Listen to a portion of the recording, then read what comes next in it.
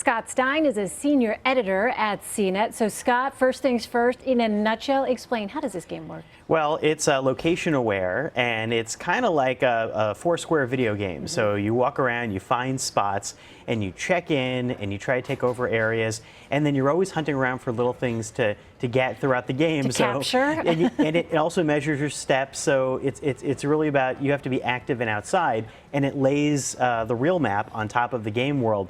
So little bonuses could happen around landmarks, and you have to be flicking and always keeping it on, which also drains your battery. Yeah, right, okay. A lot. Well, so this is so interesting to me because it's been less than a week, and some say the game could pass Twitter in active daily users. Why do you think that this game has exploded in this way?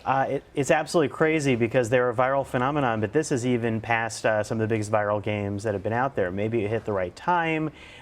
Maybe it's an era we live in now where we're able to respond more rapidly. I think it's like a sociological challenge to figure this out. But people are now going to try, so we don't know because the numbers are so outrageous. And even traffic, the searching for this, the numbers are exceeding any other trends.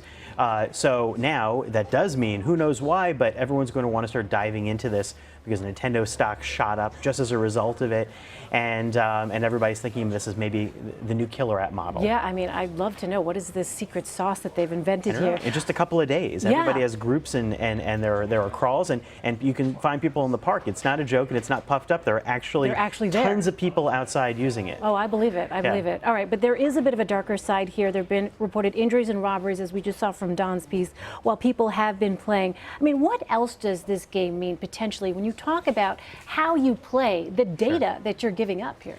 Well, yeah, there are a couple of levels. It's tracking your location. So if you're worried about location awareness, first of all, that comes with it. You have to have GPS active as well. And you have to sign in through your Google account. So that's being discussed by a lot of people. How much access does this app have? There hasn't been a lot of clear answers about it. It claims full account access.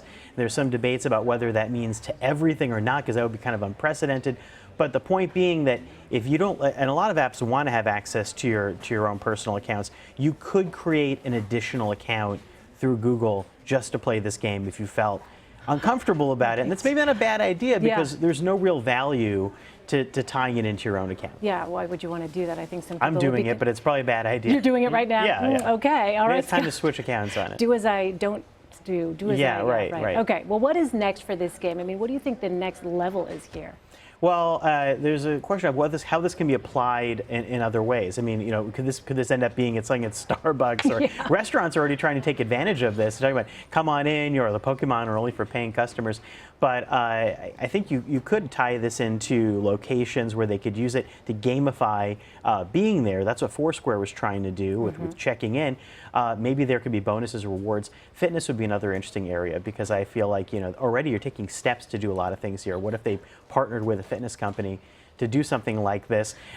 So many possibilities, So many Scott. possibilities, but Nintendo could go a lot of different ways in the future with this. It shows they should definitely be making mobile games. Their brands are strong, and it's, people like this stuff, Mario and Pokemon like a and retro Zelda. feel to all this, Yeah. But I think that the question of gamifying things around you, it's a social network. Yeah. Really, Pokemon Go is a social network. Yeah, you're still out there in the real world even as you play this game. You are, and you're beginning to connect with people. Some people are even becoming friends through it. Not me. I have not met anybody. I've met no Pokemon friends yet, but I've said, hi to people occasionally, shyly, who seem to be doing it. I feel like we need to do an update in a month, Scott. What happens after a month of Pokemon Go? Right. Report back, what happened to Pokemon Go. That's right. Or what happened to Scott. We'll see. And the Friends Network, We'll see. I could become one of those gym masters that, like I could take over one of the local Pokemon gyms. That's a good thing in the world of Pokemon Go. It is? Yeah. Oh, okay. Well, you have to educate me more. I'm just beginning, so I'm not really a great guide for this. People are accelerating really fast, too. There's a lot of time they're spending, and they clearly have a lot of time to invest. I find it's very buggy and crashes a lot, and it chews up your battery, so that's a concern. Maybe they'll work on that. Scott, thank you so much. Hey, thank you.